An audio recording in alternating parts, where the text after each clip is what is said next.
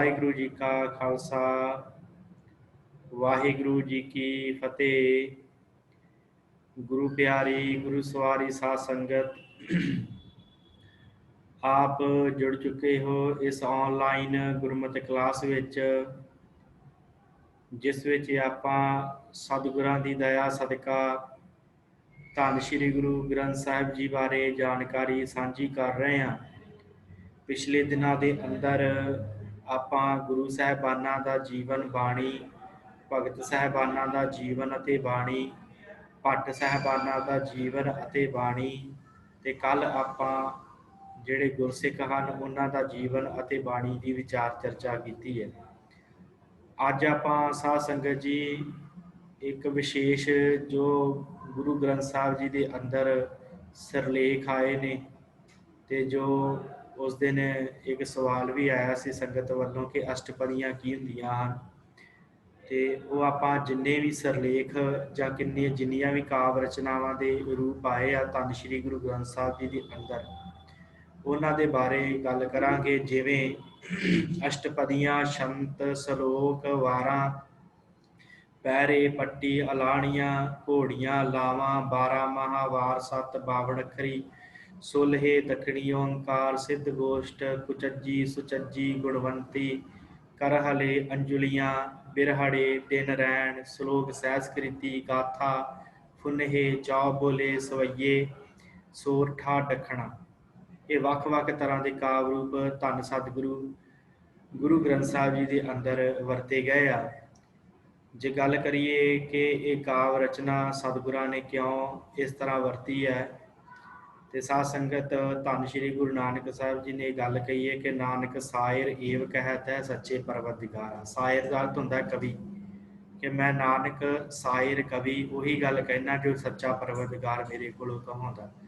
ते जिहड़ा कवि हुंदा ते वो अपनी जिहड़ी रचना होंदी उहनूं बड़ा खूबसूरती दे नाल पेश करदा है कि पढ़न वाले के मन के उत्ते पूरा असर छड़ के जाए। इस करके सतगुरां ने ये ਵੱਖ-ਵੱਖ काव्य रचनावां रचियां ने।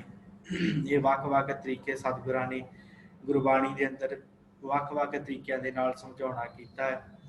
ते आपां वो की काव्य रचनावां हन, किवें सतगुरां ने वो वरतियां हन, की उन्हां दा पिछोकड़ है, उन्हां दे बारे आपां अज दी इस क्लास दे विच गल साझी करनी है। सो सब तो पहला साध संगत आपां गल करांगे शब्द दी। शब्द जो है वो आपां आम ही शब्द पढ़ते हैं कि शब्द दो अखरां दा सुमेल हुंदा है, दो अखरां नूं जदों जोड़िया जाता है तो उहदा शब्द बनता है। ते गुरबाणी अंदर शब्द जिहड़े आ वो कई पंक्तियां दे भी हन। करीब सारी की सारी बाणी ही शब्द रूप है, जो सतगुरां ने कहा है कि सारी बाणी शब्द स्वरूप है। तो शब्द ही सतगुरां ने कहा है कि सिख का गुरु है, इस करके शब्द नूं कमाउणा है सिख ने। तो शब्दों का जिहड़ा स्वरूप सतगुरु श्री गुरु ग्रंथ साहिब जी के अंदर आया है वो पदियां दे जां तुकां दे हिसाब नाल आया। जिवें साध संगत एक पदा, दो पदे, ते पदे, चौपदे, पंच पदा, इस तरह करके भी स्वरूप आया है। तो फिर एक तुका, दो तुके, ते तुके, चौ तुके, इस तरह करके भी सिरलेख आया। भाव पंक्तियां की गिणती हुंदी आ, जिहड़ियां एक पंक्तियां वाला शब्द होवे नूं एक तुका कहा जाता है, दो पंक्तियां वाले नूं दो तुका, तीन पंक्तियां वाले नूं ते तुका कहा जाता है। इस तरह चार पंक्तियां वाले नूं चौ तुका ते पंज पंक्तियां वाले शब्द नूं पंच पदा कहा जाता है। ये तुसीं आप ही जदों आपां रहरास साहिब का पाठ करते हैं तो उत्थे तुसीं आम ही उन्हां शब्दों के विच अंकां के हिसाब नाल गिनती कर सकते कि ये कितनियां पंक्तियां हैं तो ये किहड़ा पदा है, पंच पदा है, दो पदा है, ते पदा है। इस तरह साध संगत शब्दों की अरंभता धन श्री गुरु ग्रंथ साहिब जी के अंदर हुंदी है। फिर उस तो बाद एक अगली जिहड़ी आ रचना उन्होंने विशेष नाम मिलिया अष्टपदी। अष्टपदी का जिहड़ा स्वरूप हुंदा वो लंबेरा हुंदा दूसरे शब्दों के नाल, क्योंकि ये अष्टपदी का भाव हुंदा अष्ट का भाव हो गया अठ, ते पदे का भाव हो गया पद जां शब्द जां तुकां। ये जिहड़े अठ पदियां वाली जिहड़ी हुंदी है रचना उन्होंने अष्टपदी कहा जाता है। ਇਹਦੀ उदाहरण सौखिया ही सानू जिहड़ी आ ਉਹ ਸੁਖਮਨੀ ਸਾਹਿਬ ਦੀ ਬਾਣੀ ਦੇ ਵਿੱਚ ਮਿਲ ਜਾਂਦੀ ਹੈ। मैं आप जी नाल एक बारी सुखनी साहब की बाणी की पहली अष्टपदी सांझी कर देवां। ਤਾਂ ਕਿ ਆਪ ਜੀ ਸਮਝ ਸਕੋ ਕਿ ਇਹ ਅਸ਼ਟਪਦੀ ਦਾ ਕੀ ਸਰੂਪ ਹੁੰਦਾ ਹੈ। ਸੋ ਸਾਧ ਸੰਗਤ, ਇਹ ਆਪ ਜੀ ਦੀ ਸਕਰੀਨ ਉੱਪਰ ਹੈ ਅਸ਼ਟਪਦੀ। ਅਸ਼ਟਪਦੀ ਦਾ ਕੀ ਸਰੂਪ ਹੈ ਦੇਖੋ। ਇਹ ਅਸ਼ਟਪਦੀ ਦੀ ਇੱਥੋਂ ਆਰੰਭਤਾ ਹੁੰਦੀ ਹੈ, ਪਹਿਲੇ ਸ਼ਲੋਕ ਦੇ ਨਾਲ ਦੀ ਅਸ਼ਟਪਦੀ ਹੈ ਤੇ ਇਹਦੇ ਵਿੱਚ 10 ਪੰਕਤੀਆਂ ਹਨ। ਇਹ ਪਹਿਲੇ ਪਦੇ ਦੇ ਵਿੱਚ 10 ਪੰਕਤੀਆਂ ਇੱਥੇ ਸਮਾਪਤ ਹੋਈਆਂ। ਨਾਨਕ ਗੁਣ ਸੰਗ ਮੋਹਿ ਉਧਾਰੋ, ਤੇ ਇੱਥੇ ਇੱਕ ਲੱਗਾ ਹੋਇਆ ਹੈ। ਠੀਕ ਹੈ ਜੀ। ਇਸ ਤੋਂ ਬਾਅਦ ਅੱਗੇ ਆਪਾਂ ਚੱਲਦੇ ਹਾਂ। ਰਹਾਉ ਦੀਆਂ ਪੰਕਤੀਆਂ ਦੋਵੇਂ ਵੱਖ ਕੱਢ ਲੈਣੀਆਂ, ਇਹਨਾਂ ਦੀ ਗਿਣਤੀ ਨਹੀਂ ਕਰਨੀ ਇਹਦੇ ਵਿੱਚ। ਕਿਉਂਕਿ ਰਹਾਉ ਦੇ ਜਿਹੜੀਆਂ ਇਹ 2 ਪੰਕਤੀਆਂ ਹਨ, ਇਹਨਾਂ ਦਾ ਸਾਰੇ ਬਾਣੀ ਦੇ ਉੱਤੇ ਇਹਨੂੰ ਢਕਾਉਣਾ ਹੈ। ਤਾਂ ਕਰਕੇ ਇਹ ਮੇਨ ਜਿਹੜਾ ਵਿਸ਼ਾ ਹੈ ਉਹ ਸੁਖਨੀ ਸਾਹਿਬ ਦਾ ਇਹ ਰਹਾਉ ਦੀਆਂ ਪੰਕਤੀਆਂ ਹਨ, ਇਹਨਾਂ ਦੀ ਗਿਣਤੀ ਨਹੀਂ ਕਰਨੀ। ਇਸੇ ਤਰ੍ਹਾਂ ਬਾਕੀ ਜਿਹੜੀਆਂ ਪੰਕਤੀਆਂ ਦੀ ਗਿਣਤੀ ਕਰਾਂਗੇ ਤੇ 2 ਤੱਕ ਜਾਂਦਿਆਂ ਜਾਂਦਿਆਂ ਇਹ 10 ਪੰਕਤੀਆਂ ਦੀ 2 ਅਸ਼ਟਪਦੀਆਂ ਬਣ ਜਾਂਦੀਆਂ। ਆਹ ਦੇਖੋ, ਸਰਬ ਨਿਧਾਨ ਨਾਨਕ ਹਰ ਰੰਗ, ਇੱਥੇ 2 ਪਦੇ ਸੰਪੂਰਨ ਹੋ ਗਏ ਪਹਿਲੀ ਅਸ਼ਟਪਦੀ ਦੇ। ਸੋ ਇਸੇ ਤਰ੍ਹਾਂ ਸਾਧ ਸੰਗਤ ਇੱਥੇ ਤੀਜਾ, ਫਿਰ ਉਸ ਤੋਂ ਬਾਅਦ ਇਹ ਚੌਥਾ, ਫਿਰ ਇਹ 5ਵਾਂ ਪਦਾ ਅੱਗੇ ਸ਼ੁਰੂ ਹੋ ਗਿਆ ਹੈ। ਇੱਥੇ 5ਵਾਂ ਨਾਨਕ ਜਨ ਕੀ ਮੰਗੈ ਰਵਾਲਾ ਤੱਕ 10-10 ਪੰਕਤੀਆਂ ਆਉਣੀਆਂ ਸਾਰਿਆਂ ਦੇ ਵਿੱਚ, ਰਹਾਉ ਵਾਲੀਆਂ ਪਹਿਲੀਆਂ ਛੱਡ ਕੇ। ਫਿਰ ਇੱਥੇ 6 ਤੇ ਫਿਰ ਉਸ ਤੋਂ ਬਾਅਦ ਇਹ 7ਵਾਂ ਪਦਾ ਹੈ ਤੇ ਇਹ ਅਖੀਰਲਾ ਪਦਾ ਜਿਹੜਾ ਹੈ ਉਹ 8ਵਾਂ ਪਦਾ ਹੈ। ਇਹ ਸਾਧ ਸੰਗਤ 8ਵਾਂ ਪਦਾ ਹੈ। ਇੱਥੇ ਸਮਾਪਤੀ ਹੋਈ ਨਾਨਕ ਗੁਰਮੁਖ ਹਰਿ ਸਿਮਰਨ ਤਿਨ ਪਾਇਆ। ਸੋ ਇੱਥੇ ਇਹ 10 ਪੰਕਤੀਆਂ ਦਾ ਅਖੀਰਲਾ ਪਦਾ ਸੰਪੂਰਨ ਹੋ ਕੇ ਕਿੰਨੇ ਪਦੇ ਹੋ ਗਏ ਟੋਟਲ? 8 ਪਦੇ। ਤੇ ਅਸ਼ਟਪਦੀ ਕਿਹੜੀ ਹੈ? ਇਹ ਪਹਿਲੀ।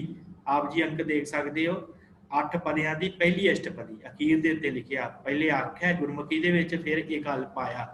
ਤੇ ਸਤਿਗੁਰਾਂ ਨੇ ਦੱਸਿਆ ਹੈ ਕਿ 8 ਪਦਿਆਂ ਦਾ ਇਹ ਸ਼ਬਦ ਹੈ ਪੂਰਾ, ਇਹਨੂੰ ਅਸ਼ਟਪਦੀ ਕਿਹਾ ਜਾਂਦਾ ਹੈ। ਸੋ ਆਪ ਜੀ ਨੂੰ ਇਹ ਗੱਲ ਸਮਝ ਲੱਗ ਗਈ ਹੋਏਗੀ ਕਿ ਅਸ਼ਟਪਦੀ ਕਿਹਨੂੰ ਕਿਹਾ ਜਾਂਦਾ? ਜਿਹਦੇ 8 ਪਦੇ ਹੋਣ। ਤੇ ਗੁਰਬਾਣੀ ਦੇ ਵਿੱਚ ਜ਼ਿਆਦਾਤਰ ਇਸ ਗੱਲ ਨੂੰ ਜ਼ਰੂਰੀ ਵੀ ਨਹੀਂ ਲਿਆ ਗਿਆ ਕਿ 8 ਹੀ ਪਦੇ ਹੋਣ, ਪਰ ਜ਼ਿਆਦਾਤਰ ਜਿਹੜੇ 8 ਪਦੇ ਇਹਦੇ ਹੁੰਦੇ ਆ। ਸੋ ਸਾਧ ਸੰਗਤ, ਉਸ ਤੋਂ ਬਾਅਦ ਜੇ ਅਗਲੀ ਗੱਲ ਆਪਾਂ ਕਰੀਏ ਉਹ ਹੈ ਸ਼ੰਤ। ਸ਼ੰਤ ਸ਼ਬਦ ਜਿਹੜਾ ਹੈ ਉਹ ਵੀ ਇੱਕ ਕਾਵ ਰੂਪ ਹੈ ਸ਼ੰਤ, ਤੇ ਜ਼ਿਆਦਾਤਰ ਇਹਨੂੰ ਛੰਦ ਸ਼ਬਦ ਦੇ ਨਾਲ ਜੋੜਿਆ ਜਾਂਦਾ ਹੈ। ਇਹਦੇ ਵਿੱਚ ਕੀ ਹੁੰਦਾ ਸੀ ਕਿ ਜੋ ਗਾਇਨ ਸਰੂਪ ਸੀ, ਵਿਆਹਾਂ ਸ਼ਾਦੀਆਂ ਦੇ ਵੇਲੇ ਇੱਕ ਦੂਜੇ ਨੂੰ ਵਿਅੰਗ ਕਸਣ ਵੇਲੇ ਉਦੋਂ ਇਹਦੀ ਵਰਤੋਂ ਕੀਤੀ ਜਾਂਦੀ ਸੀ। ਇਹ ਛੰਦ ਪਰਾਗੇ ਆਈਏ ਜਾਈਏ, ਇਸ ਤਰ੍ਹਾਂ ਬੋਲਦੇ ਆ ਨਾ ਵਿਆਹਾਂ ਸ਼ਾਦੀਆਂ ਦੇ ਉੱਪਰ। ਤੇ ਉਹ ਛੰਦ ਸ਼ਬਦ ਤੋਂ ਇਹ ਇੱਕ ਛੰਤ ਜਿਹੜਾ ਸਤਿਗੁਰਾਂ ਨੇ ਸਰੂਪ ਲਿਆ, ਇੱਕ ਜਿਹੜੀ ਦੇਸੀ ਕਾਵ ਭਾਸ਼ਾ ਦਾ ਸ਼ਬਦ ਹੈ ਇਹ ਛੰਤ ਸ਼ਬਦ।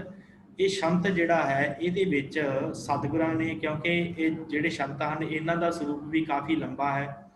ਜ਼ਿਆਦਾਤਰ 5 ਪਦੇ ਹੁੰਦੇ ਆ ਇਹਦੇ ਛੰਤ ਦੇ, 5 ਪਦੇ ਜ਼ਿਆਦਾਤਰ ਮੈਂ ਗੱਲ ਕਰ ਰਿਹਾ। ਗੁਰੂ ਅਮਰਦਾਸ ਜੀ ਤੇ ਗੁਰੂ ਅਰਜਨ ਦੇਵ ਜੀ ਨੇ ਇਹ ਜਿਹੜਾ ਇਹਨਾਂ ਦਾ ਜਿਹੜਾ ਪੂਰਾ ਸਮੁੱਚਾ ਸਰੂਪ ਹੈ 5-5 ਪਦੇ ਹੀ ਰੱਖੇ ਆ।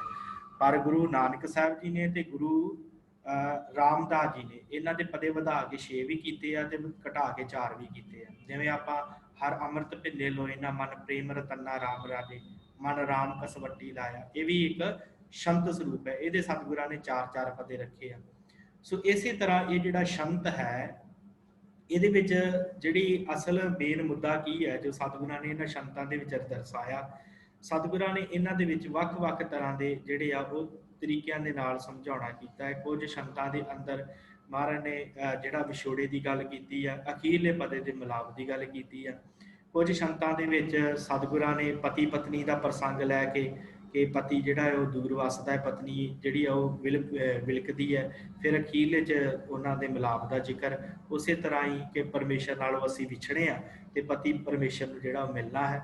ਇਸ ਤਰ੍ਹਾਂ ਸਤਿਗੁਰਾਂ ਨੇ ਇਹ ਵੀ ਇੱਕ ਜਗ੍ਹਾ ਦੇ ਉੱਤੇ ਵਰਤਿਆ। ਫਿਰ ਪਖੰਡਵਾਦ ਦਾ ਵੀ ਜ਼ਿਕਰ ਕੀਤਾ। ਪਖੰਡਵਾਦ ਦਾ ਇਹਨਾਂ ਛੰਤਾਂ ਦੇ ਵਿੱਚ ਪਖੰਡ ਨੂੰ ਵੀ ਸਤਿਗੁਰਾਂ ਨੇ ਜਿਹੜਾ ਹੈ ਉਹ ਦੱਸਿਆ ਕਿ ਕਿਵੇਂ ਲੋਕ ਪਖੰਡ ਕਰਦੇ ਆ। ਸੋ ਉਹਨਾਂ ਦਾ ਵੀ ਜ਼ਿਕਰ ਇਹਨਾਂ ਛੰਤਾਂ ਦੇ ਵਿੱਚ ਮਿਲ ਜਾਂਦਾ, ਧਨਾਸਰੀ ਰਾਗ ਦੇ ਛੰਤਾਂ ਦੇ ਵਿੱਚ। ਇਸੇ ਤਰ੍ਹਾਂ ਸਾਧ ਸੰਗਤ ਹੋਰ ਕਈ ਤਰ੍ਹਾਂ ਦੇ ਸਮਾਜਿਕ ਵਿਸ਼ੇ ਇਹਨਾਂ ਛੰਤਾਂ ਦੇ ਵਿੱਚ ਸਤਿਗੁਰਾਂ ਨੇ ਵਰਤੇ ਆ। ਸਰੂਪ ਮੈਂ ਸਾਂਝਾ ਨਹੀਂ ਕਰ ਸਕਦਾ ਕਿਉਂਕਿ ਲੰਬੇਰੇ ਸਨ ਛੰਤ, ਇਸ ਕਰਕੇ ਆਪ ਜੀ ਨੂੰ ਛੰਤ ਪੜ੍ਹਨ ਵਾਸਤੇ ਮਿਲਣ ਤੇ ਉਹਨਾਂ ਨੂੰ ਆਪ ਜੀ ਜ਼ਰੂਰ ਸਰਚ ਕਰਕੇ ਮੋਬਾਈਲ ਦੇ ਉੱਪਰੋਂ ਪੜ੍ਹ ਸਕਦੇ ਹੋ। ਸੰਤਾਂ ਦਾ ਸਰੂਪ ਕੀ ਹੁੰਦਾ, ਕਿਵੇਂ ਦੇ ਸ਼ਬਦ ਹੁੰਦੇ ਆ।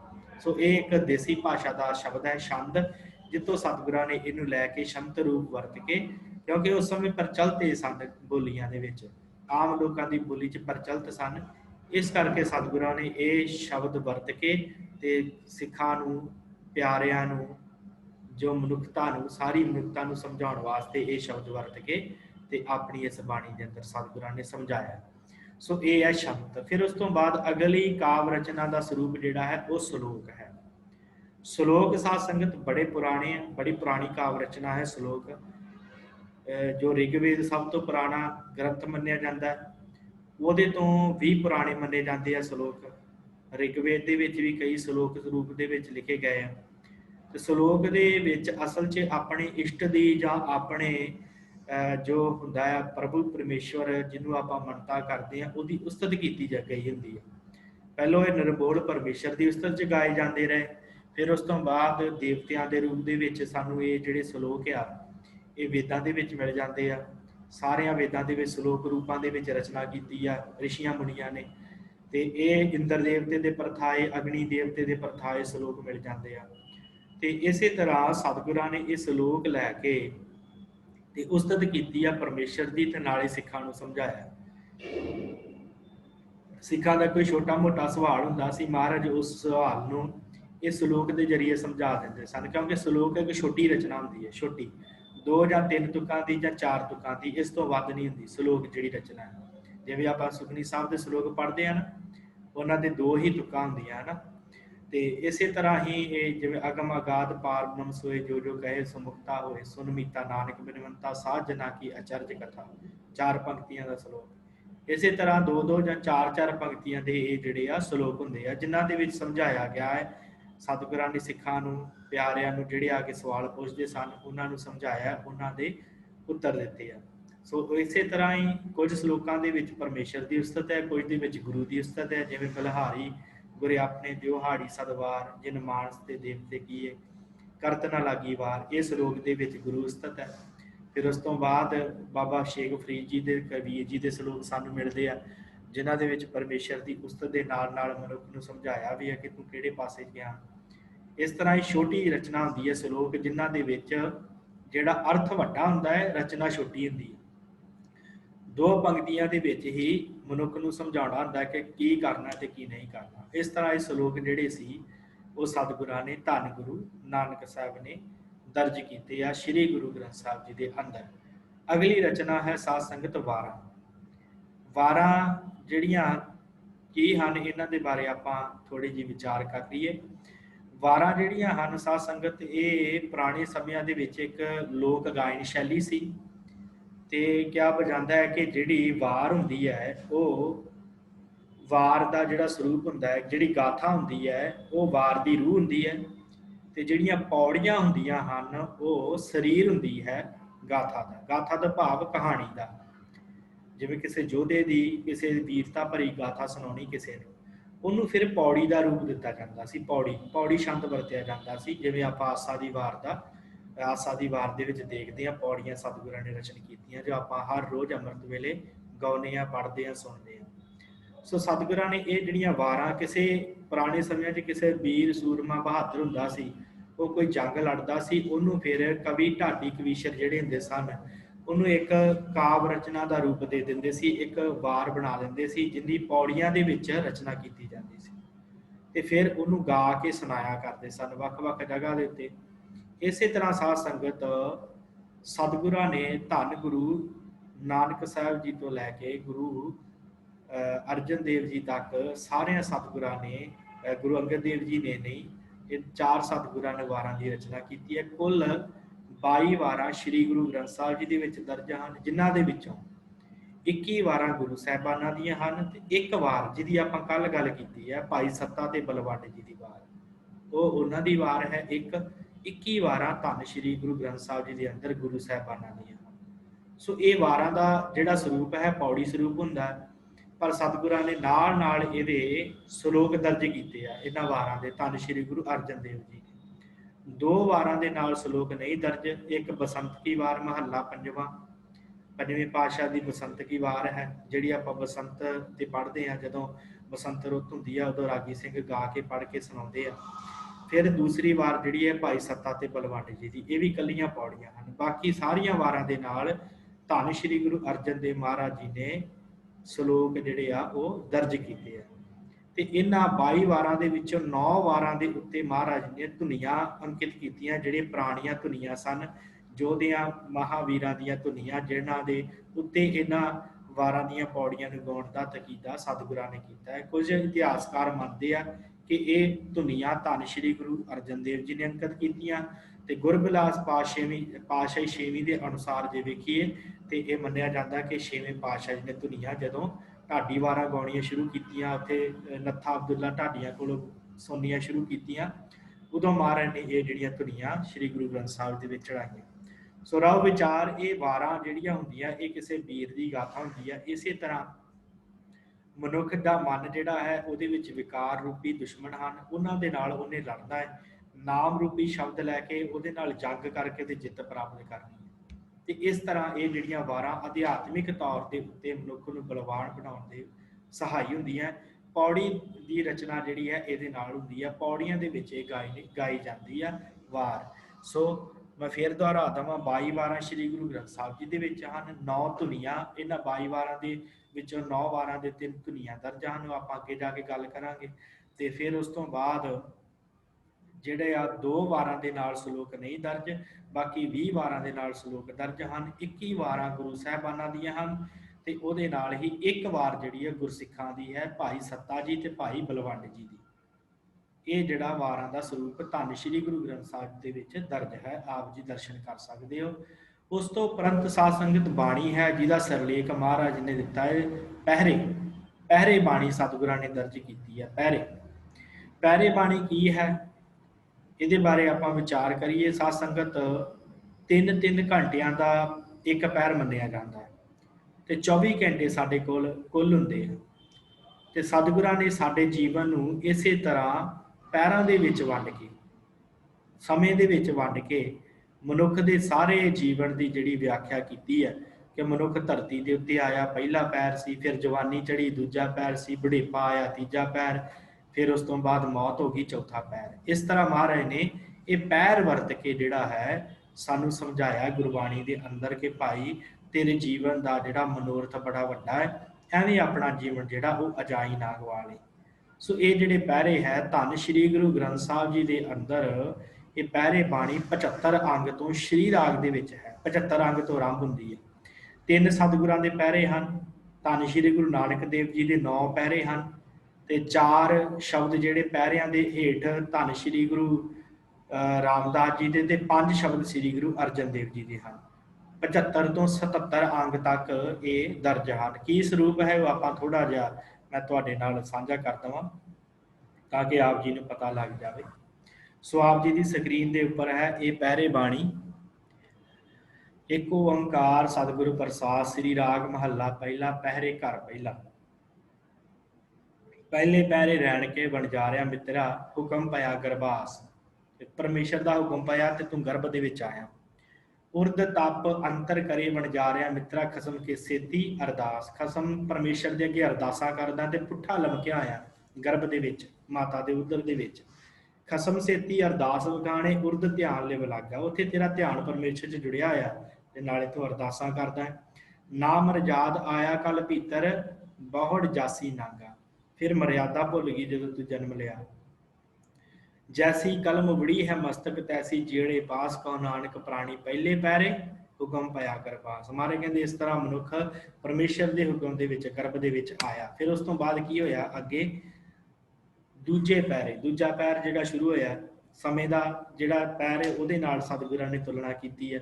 ਦੂਜਾ ਪਹਿਰ ਮਨੁੱਖ ਦੇ ਜੀਵਨ ਦਾ ਸ਼ੁਰੂ ਹੋਇਆ। ਦੂਜੇ ਪਹਿਰੇ ਰਹਿਣ ਕੇ ਵਣਜਾਰਿਆ ਮਿੱਤਰਾ, ਵਿਸਰ ਗਿਆ ਧਿਆਨ, ਜਦੋਂ ਸੰਸਾਰ 'ਚ ਆਇਆ ਧਿਆਨ ਵਿਸਰ ਗਿਆ। ਹੱਥੋਂ ਹੱਥ ਨਚਾਈਏ ਵਣਜਾਰਿਆ ਮਿੱਤਰਾ, ਜਿਉਂ ਜਿਸਦਾ ਘਰ ਕਾਨ। ਮਾਰੇ ਕਹਿੰਦੇ ਹੱਥੋਂ ਹੱਥ, ਕਿਤੇ ਚਾਚੀ ਨੇ ਚੁੱਕ ਲਿਆ, ਕਿਤੇ ਤਾਈ ਨੇ ਚੁੱਕ ਲਿਆ, ਕਿਤੇ ਮਾਂ ਨੇ ਚੁੱਕ ਲਿਆ, ਇਸ ਤਰ੍ਹਾਂ ਤੈਨੂੰ ਖਿਡਾਉਂਦੇ ਆ। ਹੱਥੋਂ ਹੱਥ ਨਚਾਈਏ, ਹੱਥਾਂ ਦੇ ਵਿੱਚ ਖੇਡਦਾ ਉਹਨਾਂ ਦੇ, ਜਿਵੇਂ ਜਿਉਂ ਜਸਦਾ ਘਰ ਕਾਨ, ਜਿਵੇਂ ਜਸਦਾ ਦੇ ਘਰ, ਜਸ਼ੋਧਰਾ ਦੇ ਘਰ ਜਿਹੜਾ ਸੀ ਕ੍ਰਿਸ਼ਨ ਖੇਡਦਾ, ਇਸ ਤਰ੍ਹਾਂ ਤੂੰ ਖੇਡਦਾ ਸਾਰਿਆਂ ਦੇ ਵਿੱਚ।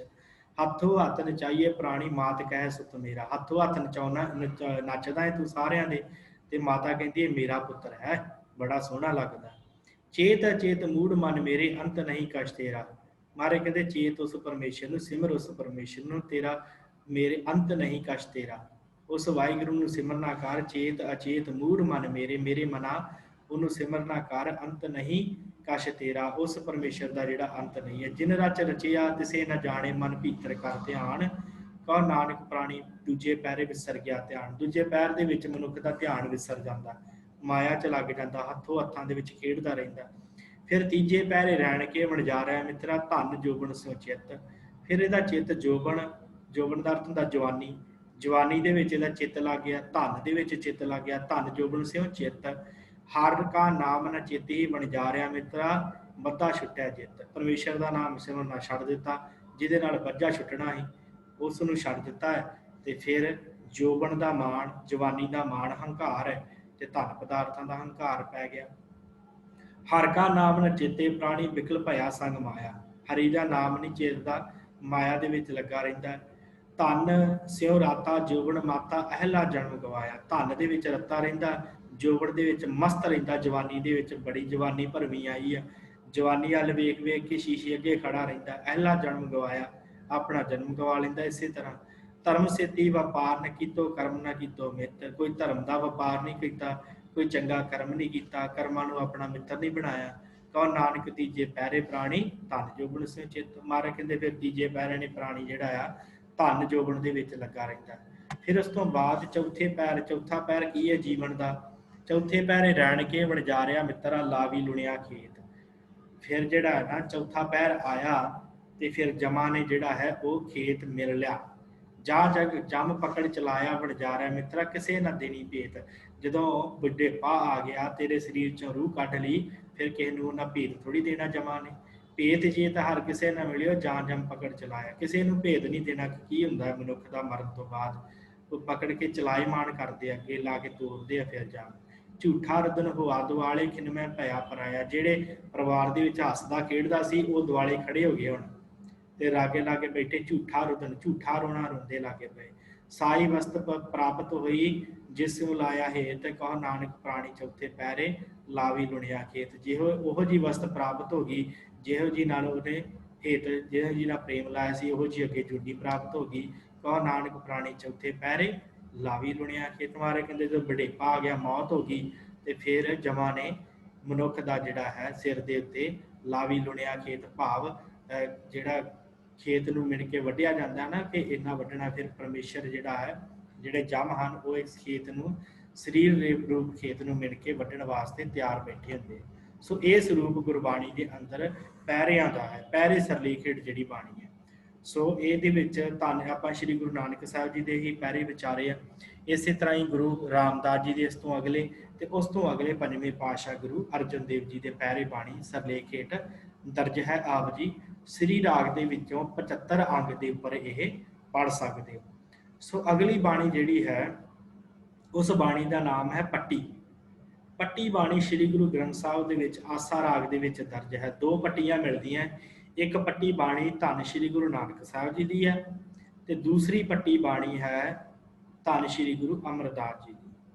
ਦੋ ਸਤਿਗੁਰਾਂ ਨੇ ਇਹ ਪੱਟੀ ਬਾਣੀਆਂ ਉਚਾਰੀਆਂ ਹਨ, ਪਹਿਲੀ ਗੁਰੂ ਨਾਨਕ ਸਾਹਿਬ ਜੀ ਨੇ ਤੇ ਦੂਸਰੀ ਗੁਰੂ ਅਮਰਦਾਸ ਜੀ ਨੇ। ਤੇ ਸਾਧ ਸੰਗਤ ਇਹ ਜਿਹੜੀ ਆ 432 ਅੰਗ ਤੋਂ ਇਹਨਾਂ ਦੀ ਸ਼ੁਰੂਆਤ ਹੁੰਦੀ ਹੈ। ਪਹਿਲਾਂ ਗੁਰੂ ਨਾਨਕ ਸਾਹਿਬ ਜੀ ਦੀ ਪੱਟੀ ਬਾਣੀ ਆਉਂਦੀ ਹੈ, ਫਿਰ ਉਸ ਤੋਂ ਬਾਅਦ ਗੁਰੂ ਅਮਰਦਾਸ ਜੀ ਦੀ ਪੱਟੀ ਬਾਣੀ ਆਉਂਦੀ ਆ।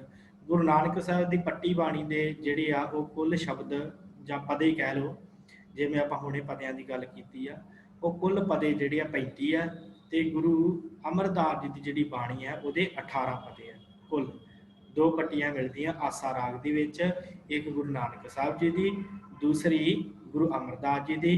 ਗੁਰੂ ਨਾਨਕ ਸਾਹਿਬ ਜੀ ਦੀ ਪੱਟੀ ਬਾਣੀ ਦੇ 35 ਬੰਦ ਹਨ, ਤੇ ਗੁਰੂ ਅਮਰਦਾਸ ਜੀ ਦੀ ਪੱਟੀ ਦੇ ਜਿਹੜੇ ਆ ਉਹ 18 ਬੰਦ ਹਨ। ਹੁਣ ਪੱਟੀ ਬਾਣੀ ਹੈ ਕੀ, ਇਹ ਆਪਾਂ ਵਿਚਾਰ ਕਰੀਏ।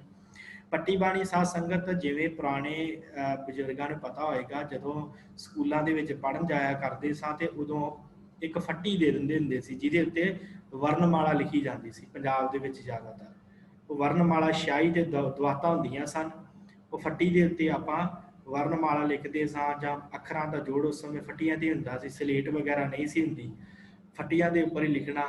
ਤੇ ਕਾਗਜ਼ ਦੇ ਉੱਤੇ ਵੀ ਨਹੀਂ ਸੀ ਲਿਖਣ ਦਿੰਦੇ, ਕਿਉਂਕਿ ਬਚਪਨ ਦਾ ਕਰਕੇ ਕਾਗਜ਼ ਖਰਾਬ ਹੁੰਦਾ ਸੀ ਉਸ ਸਮੇਂ। ਤੇ ਹੁਣ ਤੇ ਚਲੋ ਆਮ ਹੀ ਬੱਚਿਆਂ ਨੂੰ ਕਿਤਾਬਾਂ ਹੀ ਸਕੂਲ ਵਾਲੇ ਇੰਨੀਆਂ ਦੇ ਦਿੰਦੇ, ਕਾਪੀਆਂ ਇੰਨੀਆਂ ਦੇ ਦਿੰਦੇ ਕਿ ਉਹ ਇੱਧਰ ਧਿਆਨ ਹੀ ਨਹੀਂ ਦਿੰਦੇ ਉਹਨਾਂ ਫੱਟੀਆਂ ਕੀ, ਜਿਹਨੇ ਫੱਟੀਆਂ ਪੋਚੀਆਂ ਹੁਣ ਉਹਨਾਂ ਹੀ ਪਤਾ ਹੈ ਕਿ ਫੱਟੀ ਪੋਚਣਾ ਕਿਹਨੂੰ ਕਹਿੰਦੇ। ਸੋ ਉਹ ਫੱਟੀ ਜਿਹੜਾ ਸ਼ਬਦ ਹੈ ਉਹ ਤੋਂ ਇਹ ਪੱਟੀ ਸ਼ਬਦ ਬਣਿਆ। ਪੱਟੀ, ਪੱਟੀ ਲਿਖੀ ਇਸ ਤਰ੍ਹਾਂ ਸ਼ਬਦ ਆਉਂਦਾ, ਇਹ ਪੱਟੀ ਬਾਣੀ ਆ ਜਿਹੜੀ ਉਹ ਤੋਂ। ਤੇ ਇਹਦਾ ਸੰਬੰਧ ਜਿਹੜਾ ਹੈ ਪੰਜਾਬੀ ਦੀ ਵਰਣਮਾਲਾ ਨਾਲ ਹੈ। ਪੰਜਾਬੀ ਦੀ ਜਿਹੜੀ ਵਰਣਮਾਲਾ ਹੈ, ਪੰਜਾਬੀ ਦੀ ਵਰਣਮਾਲਾ ਮੈਂ ਤਾਂ ਕਿਹਾ, ਮੈਂ ਇਸ ਕਰਕੇ ਕਿਹਾ ਆ ਕਿਉਂਕਿ ਸਾਧ ਸੰਗਤ ਉਸ ਸਮੇਂ ਸਤਿਗੁਰਾਂ ਨੇ ਗੁਰਮੁਖੀ ਲਿਪੀ ਜਿਹੜੀ ਹੈ ਉਹ ਨਿਰਜਾਤ ਨਹੀਂ ਸੀ ਕੀਤੀ। ਧੰਨ ਗੁਰੂ ਅੰਗਦ ਦੇਵ ਜੀ ਨੇ ਗੁਰਮੁਖੀ ਲਿਪੀ ਨੂੰ ਤਰਤੀਬ ਜਿਹੜੀ ਸੀ ਬਾਅਦ ਵਿੱਚ ਦਿੱਤੀ ਆ। ਇਹ ਪੱਟੀ ਬਾਣੀ ਗੁਰੂ ਨਾਨਕ ਸਾਹਿਬ ਜੀ ਨੇ ਪਹਿਲੋਂ ਉਚਾਰੀ ਹੈ, ਇਸ ਕਰਕੇ ਇਹ ਪੰਜਾਬੀ ਵਰਣਮਾਲਾ ਸੀ ਉਸ ਸਮੇਂ। ਤੇ ਫਿਰ ਉਸ ਤੋਂ ਬਾਅਦ ਚਲੋ ਸਤਿਗੁਰਾਂ ਨੇ, ਗੁਰੂ ਅੰਗਦ ਦੇਵ ਜੀ ਨੇ ਇਹਨੂੰ ਤਰਤੀਬ ਦਿੱਤੀ, ਭਾਵੇਂ ਕਿ ਸੀ ਪਹਿਲਾਂ ਵਰਣਮਾਲਾ, ਪਰ ਇਹਨੂੰ ਤਰਤੀਬ ਦਿੱਤੀ, ਫਿਰ ਇਹਦਾ ਨਾਮ ਗੁਰਮੁਖੀ ਪਿਆ। ਸੋ ਉਹ ਜਿਹੜੀ ਸਤਿਗੁਰਾਂ ਨੇ, ਧੰਨ ਗੁਰੂ ਨਾਨਕ ਸਾਹਿਬ ਨੇ ਇਹ ਪੱਟੀ ਬਾਣੀ ਲਿਖੀ ਆ, ਇਹ ਸਾਡੇ ਪੰਜਾਬੀ ਦੇ ਜਿਹੜੇ ਵਰਣਮਾਲਾ ਦੇ ਸ਼ਬਦ ਹਨ ਉਹਨਾਂ ਨੂੰ ਆਧਾਰ ਬਣਾ ਕੇ ਮਹਾਰਾਜ ਨੇ ਸਾਨੂੰ ਉਪਦੇਸ਼ ਬਖਸ਼ਿਸ਼ ਕੀਤਾ। ਉਹ ਕੀ ਉਪਦੇਸ਼ ਮਹਾਰਾਜ ਨੇ ਬਖਸ਼ਿਸ਼ ਕੀਤਾ ਉਹ ਮੈਂ ਆਪ ਜੀ ਨਾਲ ਸਾਂਝਾ ਕਰ ਦੇਵਾਂ।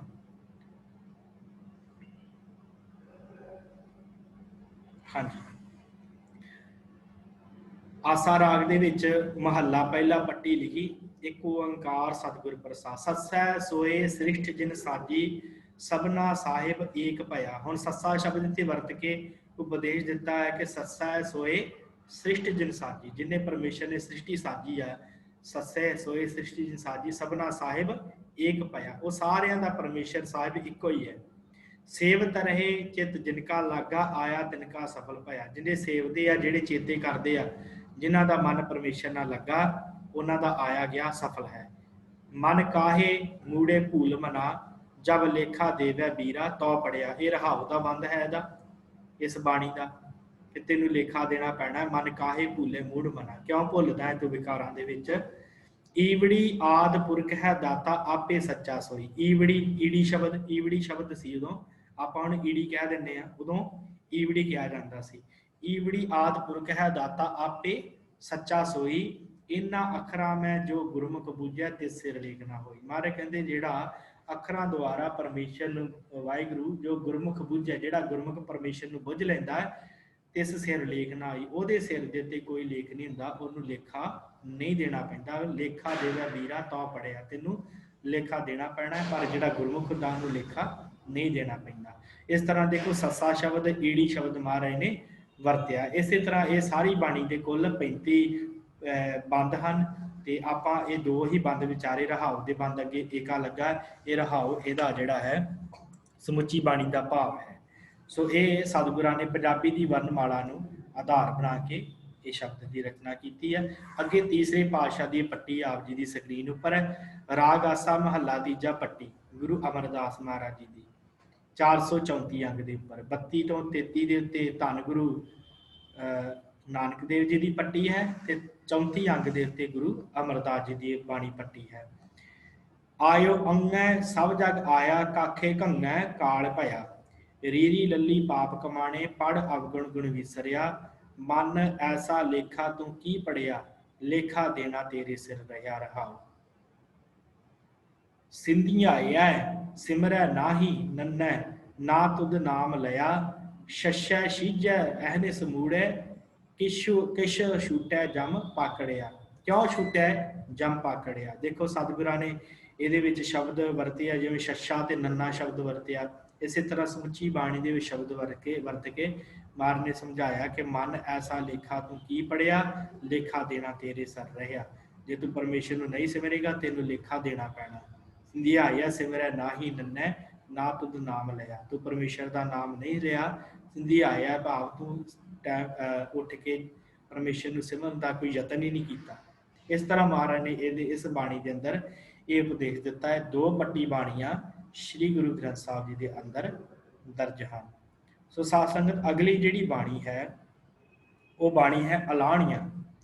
ਅਲਾਹਣੀਆਂ ਬਾਣੀ ਜਿਹੜੀ ਹੈ ਉਹ ਆਪ ਜੀ ਨੂੰ ਪਤਾ ਹੈ, ਜਦੋਂ ਆਪਾਂ ਕਿਸੇ ਦੀ ਡੈਥ ਹੋ ਜਾਵੇ, ਦੇਹਾਂਤ ਹੋ ਜਾਵੇ, ਉਸ ਦੇਹਾਂਤ ਤੋਂ ਬਾਅਦ ਆਪਾਂ ਉਸ ਪ੍ਰਾਣੀ ਨੂੰ ਸੰਸਕਾਰ ਕਰਕੇ ਸੋਹਿਲਾ ਸਾਹਿਬ ਪੜ੍ਹ ਕੇ ਫਿਰ ਗੁਰਦੁਆਰੇ ਆਉਂਦੇ ਹਾਂ। ਇਹ ਤੇ ਫਿਰ ਗ੍ਰੰਥੀ ਸਿੰਘ ਅਲਾਣੀਆਂ ਦਾ ਪਾਠ ਕਰਦੇ ਆ। ਫਿਰ ਉਸ ਤੋਂ ਬਾਅਦ ਅਰਦਾਸ ਕਰਨ ਤੋਂ ਉਪਰੰਤ ਆਪਾਂ ਜਲ ਪਾਣੀ ਛਕ ਕੇ ਆਪਣੇ ਘਰਾਂ ਨੂੰ ਜਾਂਦੇ, ਇਹ ਸਾਡੀ ਮਰਿਆਦਾ।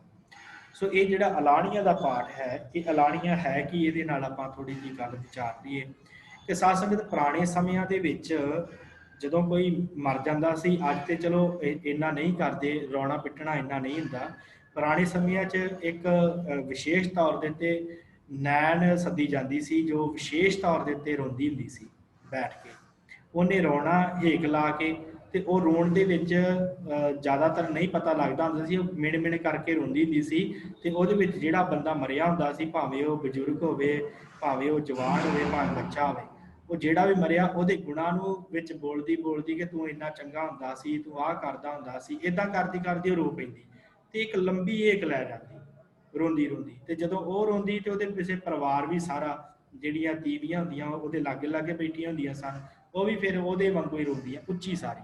ਤੇ ਉਹ ਜਿਹੜੀ ਹੇਕ ਲਾਉਂਦੀ ਆ ਲੰਬੀ ਸਾਰੀ, ਉਸ ਨੈਣ ਨੇ ਹੇਕ ਲਾਇਆ ਕਰਨੀ, ਉਸ ਔਰਤ ਨੇ ਜਿਹੜੀ ਰਵਾਉਣ ਵਾਸਤੇ ਆਈ ਹੁੰਦੀ ਸੀ।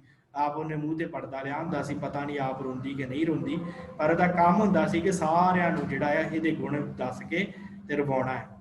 ਇਸ ਤਰ੍ਹਾਂ ਮਹਾਰਾਜ ਨੇ ਇਹ ਜਿਹੜੀ ਅਲਾਣੀਆਂ ਬਾਣੀ ਹੈ, ਮਹਾਰਾਜ ਨੇ ਕਿਹਾ ਕਿਹੜੇ ਪਿੱਟ ਸਿਆਪੇ ਨੇ ਪਏ ਹੋ ਤੁਸੀਂ, ਜਦੋਂ ਮਨੁੱਖ ਨੇ ਆਉਣਾ ਹੈ ਤੇ ਜਾਣਾ ਹੈ ਤੇ ਲੱਗਾ ਹੀ ਰਿਹਾ, ਜਿਹੜਾ ਆਇਆ ਉਹਨੇ ਜਾਣਾ ਹੀ ਜਾਣਾ ਹੈ, ਇਹਦੇ ਵਿੱਚ ਕੋਈ ਸ਼ੱਕ ਨਹੀਂ, ਮਹਾਰਾਜ ਨੇ ਕਿਹਾ। ਤੇ ਫਿਰ ਕਿਉਂ ਤੁਸੀਂ ਇਹਨਾਂ ਪਿੱਟ ਸਿਆਪਿਆਂ 'ਚ ਲੱਗੇ? ਫਿਰ ਮਹਾਰਾਜ ਸੱਚੇ ਪਾਤਸ਼ਾਹ ਨੇ ਸਾਨੂੰ ਇਹ ਅਲਾਣੀਆਂ ਬਾਣੀਆਂ ਬਖਸ਼ਿਸ਼ ਕੀਤੀ ਹੈ, ਬਾਣੀ ਅਲਾਣੀਆਂ। ਧੰਨ ਗੁਰੂ ਨਾਨਕ ਸਾਹਿਬ ਜੀ ਦੀ ਇਹ ਵਡਹੰਸ ਰਾਗ ਦੇ ਵਿੱਚ ਬਾਣੀ ਦਰਜ ਹੈ, ਜੋ ਮ੍ਰਿਤਕ ਦੇ ਸਮੇਂ ਬੜਾ ਵਿਰਾਗਮਈ ਇਹਦੇ ਵਿੱਚ ਉਪਦੇਸ਼ ਹੈ, ਜੋ ਸਤਿਗੁਰਾਂ ਨੇ ਦੱਸਿਆ ਕਿ ਭਾਈ ਆਏ ਸਾਰੇ ਹੀ ਆ, ਤੇ ਜਿਹੜਾ ਵੀ ਆਇਆ ਉਹਨੇ ਹੀ ਜਾਣਾ ਹੀ ਜਾਣਾ ਹੈ, ਸੰਸਾਰ ਤੋਂ ਰਹਿਣਾ ਕਿਸੇ ਨੇ। ਇਹ ਉਪਦੇਸ਼ ਮਹਾਰਾਜ ਨੇ ਇਸ ਅਲਾਣੀਆਂ ਬਾਣੀ ਦੇ ਵਿੱਚ ਦਿੱਤਾ ਹੈ। ਇਹ ਸਤਿਗੁਰੂ ਸ੍ਰੀ ਗੁਰੂ ਗ੍ਰੰਥ ਸਾਹਿਬ ਦੇ ਅੰਦਰ 578 ਅੰਗ ਦੇ ਉੱਪਰ ਦਰਜ ਹੈ। 4 ਅਲਾਣੀਆਂ ਜਿਹੜੀਆਂ ਹੈ ਉਹ ਧੰਨ ਸ੍ਰੀ ਗੁਰੂ ਨਾਨਕ ਸਾਹਿਬ ਜੀ ਦੇ ਦੀਆਂ ਇਸ ਵਡਹੰਸ ਰਾਗ ਦੇ ਵਿੱਚ ਦਰਜ ਹਨ, ਪਹਿਲੇ ਪਾਤਸ਼ਾਹ ਜੀ ਦੀਆਂ। ਕੀ ਸਰੂਪ ਹੈ ਉਹ ਮੈਂ ਆਪ ਜੀ ਦੇ ਨਾਲ ਸ਼ੇਅਰ ਕਰ ਦੇਵਾਂ ਕਿ ਇਹਨਾਂ ਅਲਾਣੀਆਂ ਦਾ ਕੀ ਸਰੂਪ ਹੈ। ਹਾਂਜੀ, ਰਾਗ ਵਡਹੰਸ ਮਹੱਲਾ ਪਹਿਲਾ, ਘਰ ਪੰਜਵਾਂ, ਅਲਾਣੀਆਂ। ਇੱਕ ਓੰਕਾਰ ਸਤਿਗੁਰ ਪ੍ਰਸਾਦ, ਧੰਨ ਸਰੰਦਾ ਸੱਚਾ ਪਾਤਸ਼ਾਹ, ਜਿਨ ਜਗ ਧੰਦੇ ਲਾਇਆ, ਮੋਲਤ ਪੁੰਨੀ ਪਾਈ ਭਰੀ ਜਾਨੀੜਾ ਘੱਤ ਚਲਾਇਆ। ਧੰਨ ਹੈ ਪਰਮੇਸ਼ਰ ਅਕਾਲ ਪੁਰਖ ਵਾਹਿਗੁਰੂ, ਜਿਨੇ ਸਾਰਾ ਜਗਤ ਧੰਦੇ ਦੇ ਵਿੱਚ ਲਾਇਆ ਹੋਇਆ। ਹਰ ਕੋਈ ਮਨੁੱਖ ਧੰਦਿਆਂ 'ਚ ਹੀ ਲੱਗਾ ਹੋਇਆ। ਮੋਲਤ ਪੁੰਨੀ ਪਾਈ ਭਰੀ ਜਾਨੀੜਾ ਘੱਤ ਚਲਾਇਆ।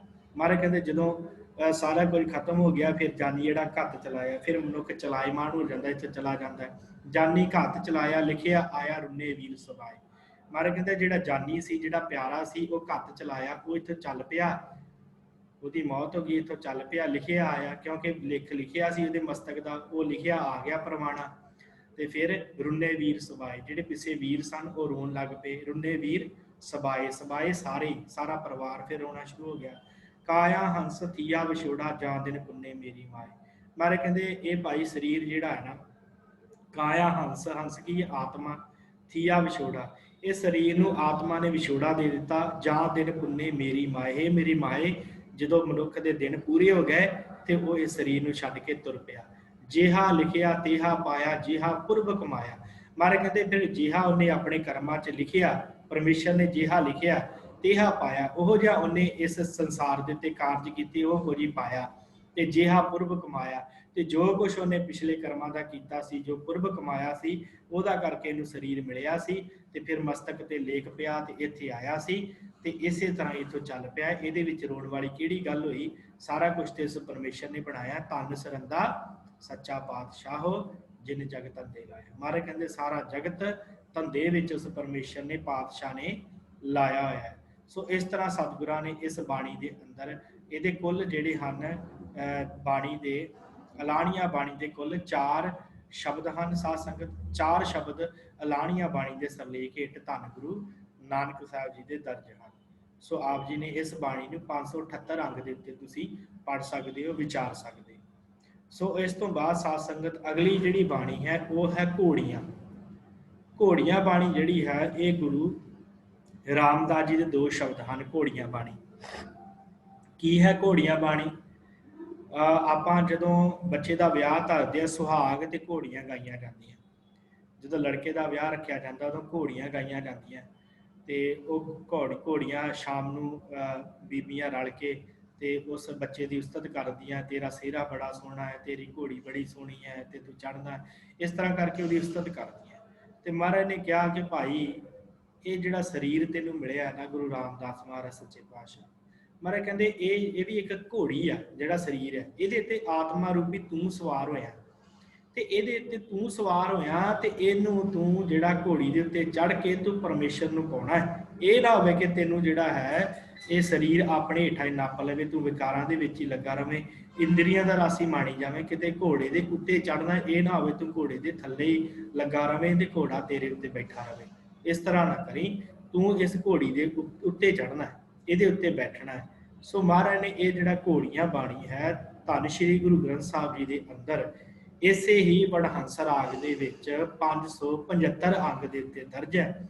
ਕੀ ਇਹਦਾ ਸਰੂਪ ਹੈ, ਕੀ ਸਤਿਗੁਰਾਂ ਨੇ ਸਮਝਾਉਣਾ ਚਾਹਿਆ ਇਸ ਬਾਣੀ ਦੇ ਅੰਦਰ, ਮੈਂ ਆਪ ਜੀ ਦੇ ਨਾਲ ਸਾਂਝਾ ਕਰ ਦਿੰਦਾ। ਹਾਂਜੀ, ਵਡਹੰਸ ਮਹੱਲਾ ਚੌਥਾ ਘੋੜੀਆਂ। ਇੱਕ ਓੰਕਾਰ ਸਤਿਗੁਰ ਪ੍ਰਸਾਦ, ਦੇਹ ਤੀਜਣ ਜੀ ਰਾਮ ਉਪਾਈਆ ਰਾਮ। ਇਹ ਭਾਈ ਇਹ ਜਿਹੜੀ ਤੇਰੀ ਸਰੀਰ ਹੈ ਘੋੜੀ ਹੈ, ਪਰਮੇਸ਼ਰ ਨੇ ਉਪਾਈ ਹੈ ਬਣਾਈ ਹੈ। ਧਨ ਮਾਨਸ ਜਨਮ ਪੁੰਨ ਪਾਈਆ ਰਾਮ। ਇਹ ਜਿਹੜਾ ਮਾਨਸ ਜਨਮ ਬੜੇ ਵੱਡਿਆਂ ਪੁੰਨਾਂ ਦੇ ਨਾਲ ਤੈਨੂੰ ਪ੍ਰਾਪਤ ਹੋਇਆ, ਪਰਮੇਸ਼ਰ ਵੱਲੋਂ ਰਾਮ ਵੱਲੋਂ ਤੈਨੂੰ ਬਖਸ਼ਿਆ ਆ।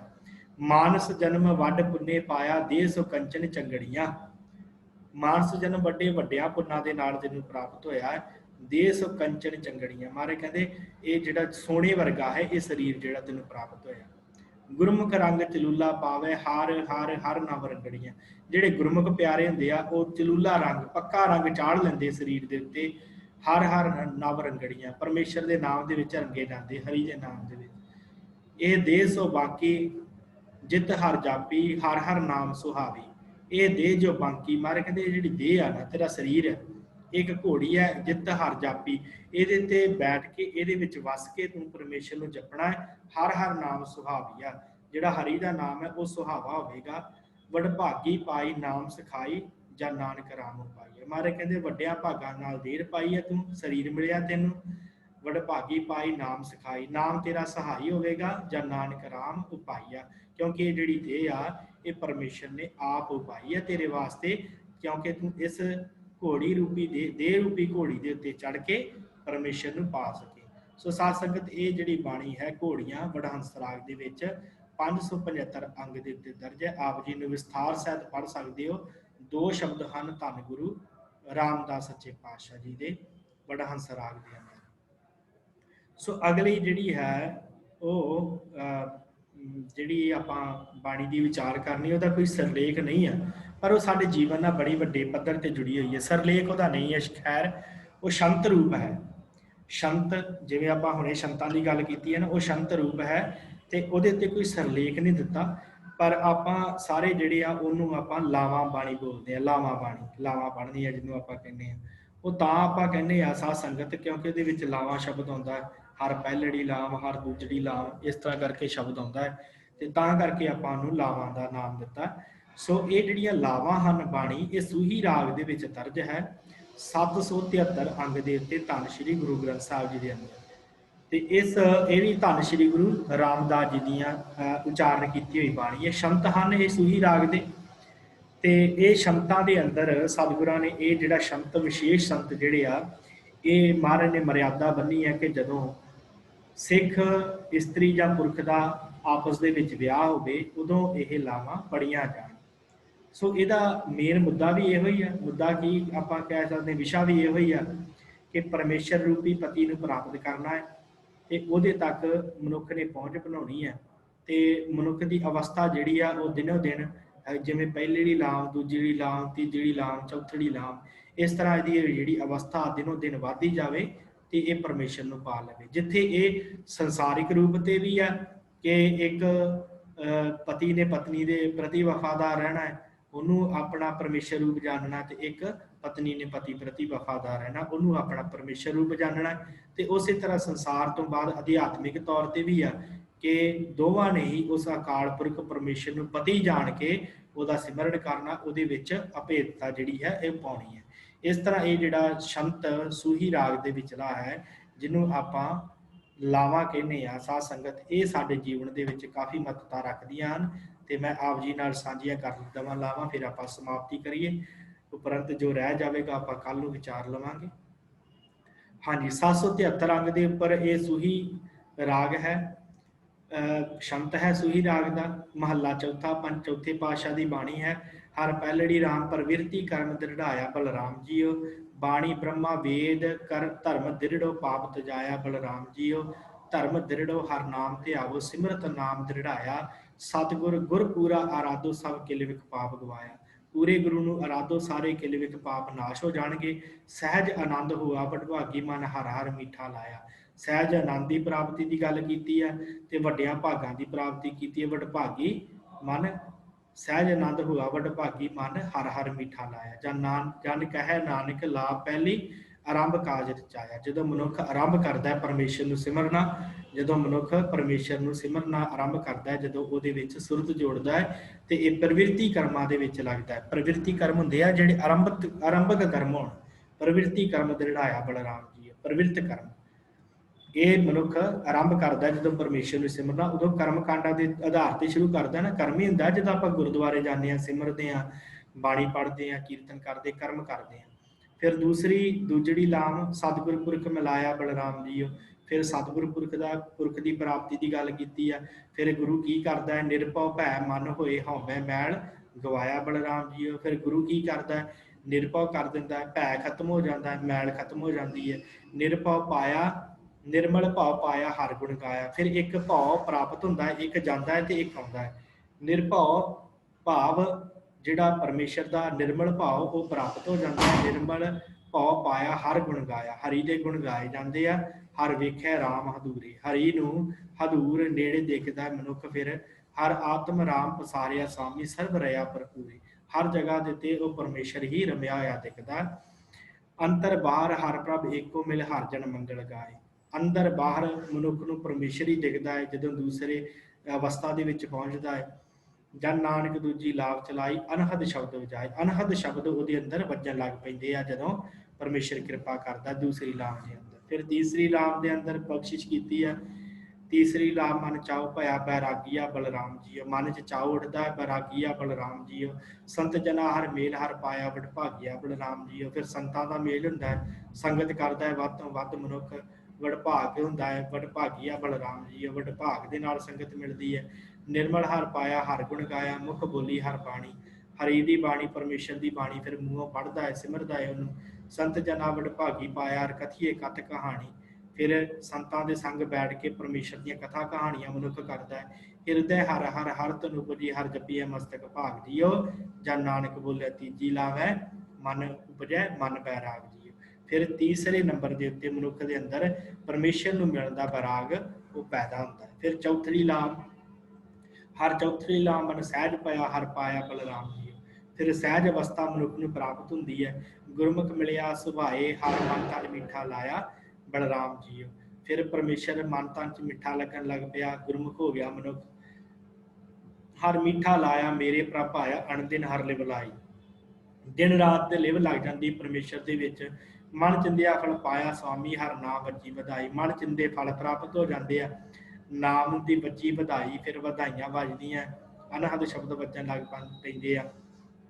ਹਰ ਪ੍ਰਭ ਠਾਕੁਰ ਕਾਜ ਰਚਾਇਆ ਜਨ ਹਿਰਦੈ ਨਾਮ ਵਿਗਾਸੀ। ਜਨ ਨਾਨਕ ਬੋਲੇ ਚੌਥੀ ਲਾਵੇ ਹਰ ਪਾਇਆ ਬਨਾਸੀ। ਫਿਰ ਠਾਕੁਰ ਪਰਮੇਸ਼ਰ ਨੇ ਕਾਜ ਰਚਾਇਆ। ਫਿਰ ਮਨੁੱਖ ਪਰਮੇਸ਼ਰ ਨਾਲ ਮਿਲ ਗਿਆ, ਪਰਮੇਸ਼ਰ ਨਾਲ ਉਹਦੀਆਂ ਲਾਵਾਂ ਹੋ ਗਈਆਂ, ਭਾਵ ਉਹਦੇ ਵਿੱਚ ਹੀ ਮਿਲ ਗਿਆ।